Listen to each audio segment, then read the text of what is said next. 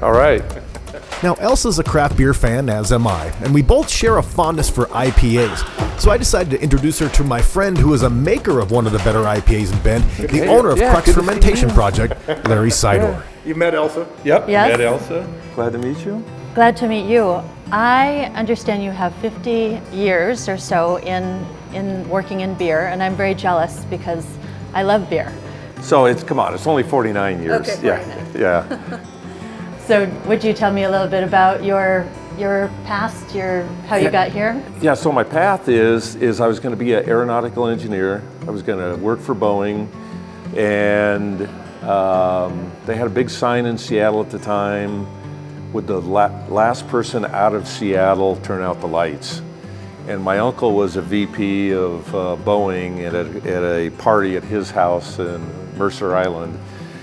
We were talking and he said, you probably might want to go look for a different job.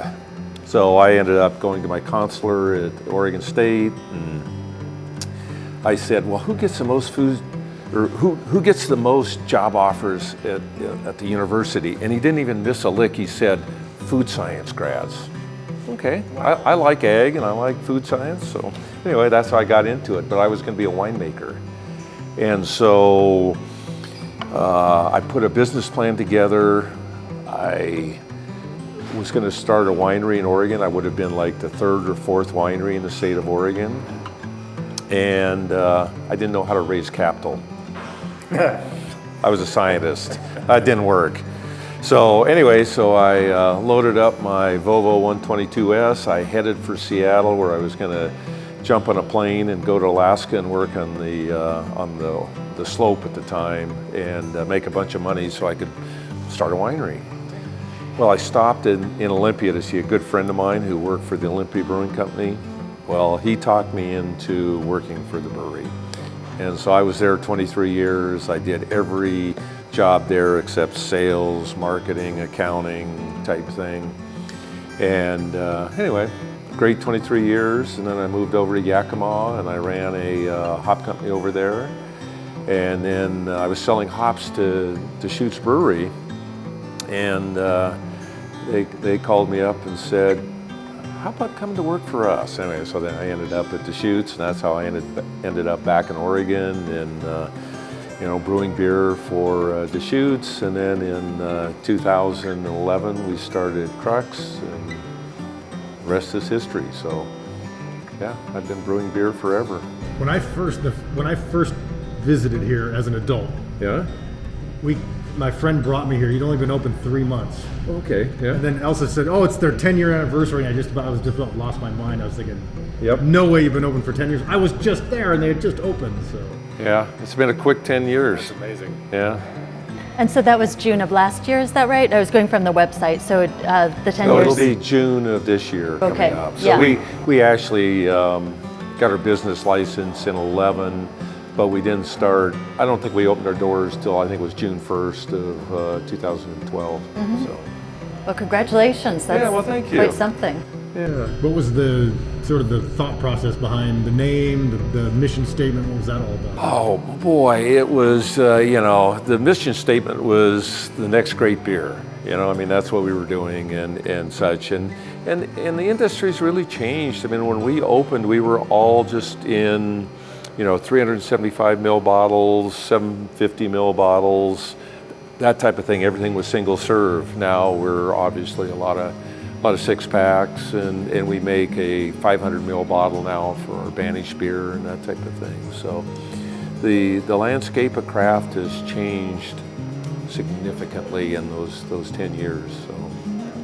Is there anything that you would want people who love Bud and Coors to know about craft beer? What are they missing out on? Oh, that's a great question. So disclaimer, Miller, Coors, Bud, they make very high quality bland beer. And so it's the milk toast, the white bread of beer. And there is so much flavor that craft offers that they don't, and that's my 2 cents there. I mean, when I started brewing with Olympia Brewing Company. They were in fact a craft brewery. I mean, even though they were a mass brewery, but one of the worst days in my life is when we were having a strategic planning meeting, and the marketing guys were saying, Larry, the closer you can make beer to water, the more we can sell. Really? Oh, it killed me. It absolutely killed me. And it really, I mean, that was the Miller Lite, the taste great, less filling days, in which they were dumbing down beer. They were making, beer as close to water as they possibly could, and using athletes to sell it. So, good for them. So. And, I was mentioning that I had listened to a podcast on which you were featured recently and talking about the non-alcoholic. And there really is a trend and a demand for that now. And yet I heard you mention the closer it can taste to water, the more we can sell of it. That's not the way it is anymore, right? People want even their non-alcoholic beer to have a good quality taste. Well, in the case of the non-alcoholic beer, I made millions of cases of non-alcoholic beer in the late 80s, early 90s, and it was horrible. And the problem with it was I was trying to take an existing beer and remove the alcohol, and that just didn't work. So you were taking a fairly bland beer to start with, and then you were removing all the goodness out of it, and then you were trying to sell it. I punish people that drank that non-alcoholic beer, and I have to apologize for that. I feel really bad about that. So anyway, so now making Nomo, I drink quite a bit of it. When the temperature gets in the 90s, I'm done drinking beer. So I'm sorry, and to be able to pick up a refreshing, flavorful, craft, non-alcoholic beer and enjoy it is fantastic. Yes. Yeah. Not only with the heat, I think there's, that definitely I can see, but also if there's a gathering, sometimes people want to keep drinking beer and they also want to not continue to drink alcohol. Yeah. No, so it's I think it's fantastic. I really, if you would have asked me this question 2 years ago, I would have probably said it's not possible.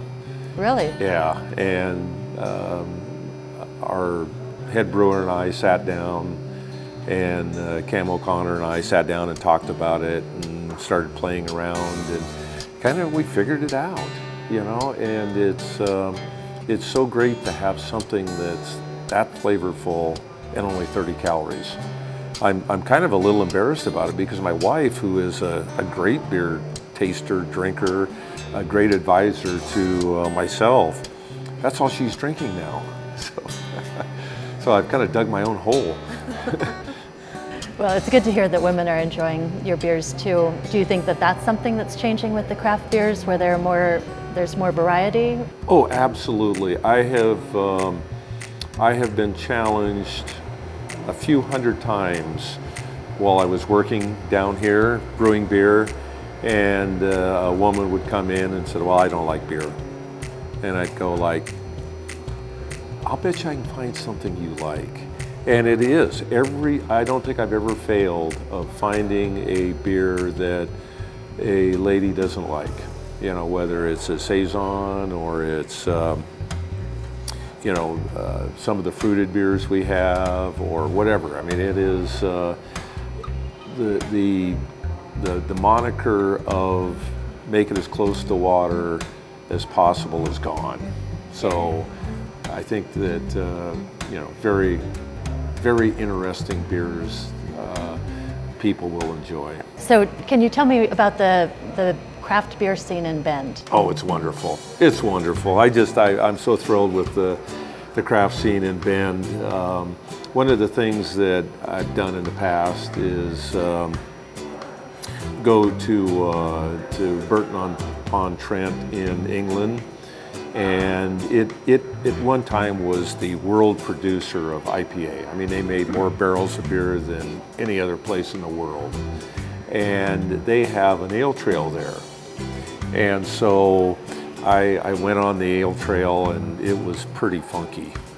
And then you come back to Bend and we've got a fantastic ale trail going through all the different breweries and whatever. So I mean the scene in Bend is just, it's fantastic. I can't say enough good about it. I mean, we have a whole variety of breweries. You know, you've got all the, you know, the big guy, the second guy in town, Deschutes Brewery, to, you know, the folks almost brewing in a garage. So you get a lot of most interesting beers you can try and sample.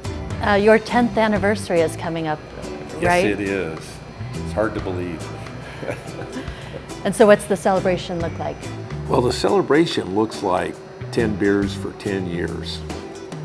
Nice. Yeah, so we're going to work on that. I can't tell you what all we're working on yet, but we're going to have, usually we have one beer that we kind of, you know, put out in front of everybody. Here's the anniversary beer, but we're going to do 10 beers this year. We had the American Hop conference here, and usually, not I did it, the American hop growers had their party in Bend, but we held it at our production facility, and I think I brewed 22 single hop beers for that event, and so every tap here was full of a single hop beer. And so I don't know what we're going to do quite yet, but we're gonna do something pretty special. Now the kind of the reputation we've developed here is beer capital USA, and there's kind of a reason for that. Yeah. Well, the big reason is number one, we have great water. We have volcanic water.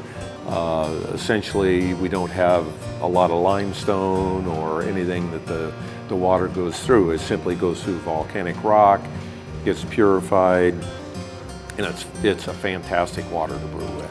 The second thing is we just have a lot of visitors.